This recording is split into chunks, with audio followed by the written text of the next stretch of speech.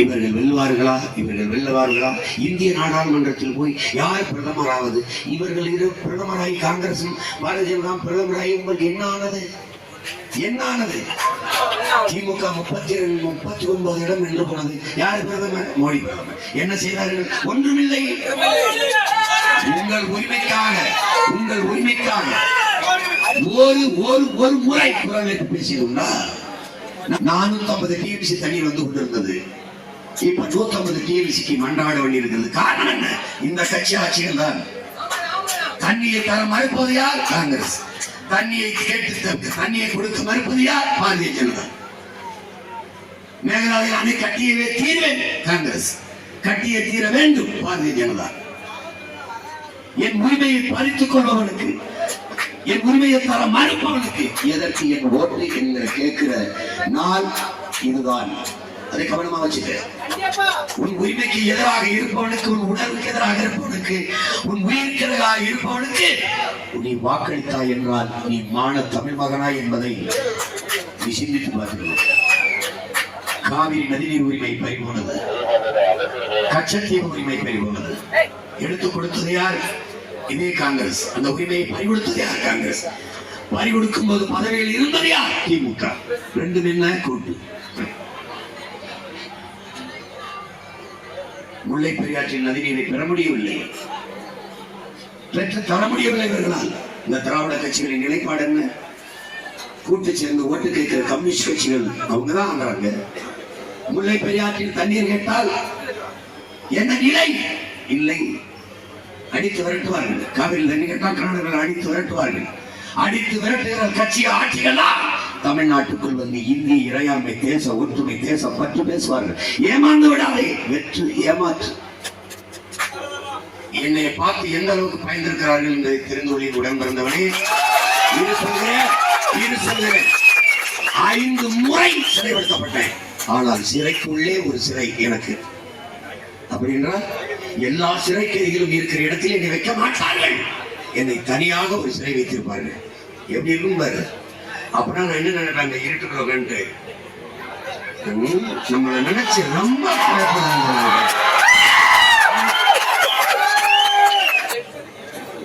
என்ன நீங்க பேசுறீங்க? என்ன ஒரு பிரச்சனை?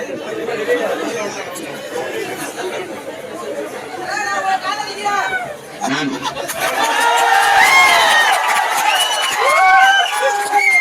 எல்லாவற்றையும் தன்னகத்தை வைத்திருக்கிற கீவா எங்கே? எல்லாவற்றையும் தனியார் முதலாளிகளுக்கு தாரை வார்த்து கொடுத்த நம் நாடு. இது வளர்ச்சி என்று கட்டமைப்பதே தனிப்பெரும் முதலாளிகளின் வளர்ச்சியை தான். தனிப்பெரும் முதலாளிகளின் வளர்ச்சியை நாட்டு வளர்ச்சி, நாட்டு மக்களின் வளர்ச்சி என்று கட்டமைக்கிறது. அடுத்து யார்? பாரதிய ஜனதா. பல்லாயிரக்கணக்கான இஸ்லாமிய மக்களை குஜராத்திலே கலவரம் நடத்தி கொண்டு குவித்தவர்கள். அதிலே ஐயா மோடி அவர்கள் ஒரு ஊடகவியலாளர் கேட்கிறார், குஜராத் கலவரத்திலே மக்கள் கொல்லப்பட்ட போது உங்க மனநிலை எப்படி இருந்தது என்று. வேகமாக கார் ஓட்டி போகிறோம், குறுக்கே ஒரு நாய் வந்து விழுந்து அடிபட்டு செத்து போனால் நமக்கு எப்படிப்பட்ட மனநிலை இருக்குமோ அப்படிப்பட்ட மனநிலை தான் எனக்கு இருந்தது என்கிறார். எப்படிப்பட்ட மகாத்மாவை நீ தேர்வு செய்திருக்கிறாய் பத்தியா? சொந்த நாட்டு மக்களை, சொந்த மாநில மக்களை கொண்டு குவித்த இவர் நாட்டின் பிரதமர். சொந்த நாட்டு மக்களை, தமிழ் மக்களை கொண்டு குவித்த ராஜபக்சே அந்த நாட்டின் அதிபர். என்னடா இருக்குது இந்த நாட்டுல? எங்கே இருக்கிறது மானுடம்? இப்போது உன் முன்னே மணிப்பூர் கலவரம், திட்டமிட்டு நிகழ்த்தப்பட்ட கலவரம். அந்த கலவரம் ஏன் நடந்தது? அதற்காக ஒரு வருத்தம். பல்லாயிரக்கணக்கான மக்கள் கொல்லப்பட்டார்கள். காட்சி இன்னும் நம் கண் முன்னே விரியும் வளைவுகளை தட்டினார். 2 பெண்கள் நிர்வாணப்படுத்தப்பட்டு உடையற்றவர்களோடு நடக்க வைத்து அவர்களை வன்முறை செய்து தீ வச்சு கொளுத்துவது உயிரோடு. இந்த மனநிலையை எப்படி பார்க்கிறாய்? அதனால்தான் இவர்கள் மானுட குலத்தின் எதிரி என்று சொல்றோம். காங்கிரஸ் என் இனத்தின் வரலாற்று பகைவன், பாரதிய ஜனதா மனித குலத்தின் பகைவன். நாட்டின் முதல் குடிமகனையே திரௌபதி முர்மு நீக்க வச்சு கைகட்ட வச்சுட்டு அதான் அத்வானியும் மோடியும் உட்கார்ந்து இருக்கிறாங்க. காட்சி இருப்பார். இதுதான் பெண்களுக்கு அவர்கள் கொடுக்கிற முன்னுரிமை, இதுதான் பெண்மையை போற்றுகிற தன்மை. ஆனாலும் வெளியில் வந்து சொல்வார்கள் பாரத மாதாக்கு ஜெய் என்பார்கள். இந்தியா அதிகமா ஏற்றுமதி செய்யற கறி எது? பொருள் எது? மாட்டுக்கறி. ஆண்டு ஒன்றுக்கு 24 லட்சம் டன் ஏற்றுமதி செய்யுது. உலகத்திலே அதிகமா மாட்டுக்கறி ஏற்றுமதி செய்யற நாடு இந்தியா.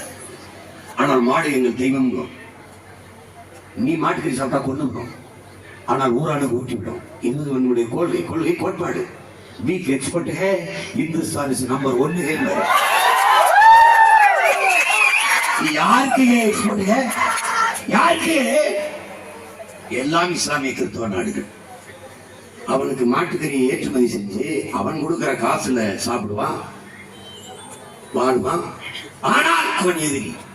இந்த கிறிஸ்தவனை அதிகமா பேச முடியாது. ஏன்னு சொல்லு, கொண்டே வருவான். அமெரிக்கா உலக வங்கி அவங்க கட்டுப்பாட்டில் இருக்கு. 150 லட்சம் 56 லட்சம் கோடி கடன் வாங்கியிருக்கு. 60 ஆண்டுகளில் இந்தியா வாங்கினது 56 கோடி தான், 56 லட்சம் கோடி தான். ஆனா நம்மால் வந்த 10 ஆண்டுல 156 லட்சம் கோடி. எப்படி இருக்கு? மறுபடியும் வரப்போறாங்கிறாரு. மறுபடியும் வந்தா நம்ம எல்லாரும் தெருக்கோடி தான். மோடி ஆட்சியில் மக்கள் தெருக்கோடி, அவ்வளவுதான். திருவோடு ஏற்றி திருவோடு போக வேண்டியதான். செய்திகளை உண்மைத்தன்மையுடன் உடனுக்குடன் தெரிந்து கொள்ள தி கிரேட் இந்தியா நியூஸ் சேனலுக்கு சப்ஸ்கிரைப் செய்து எங்களுடன் இணைந்திருங்கள் எப்போதும்.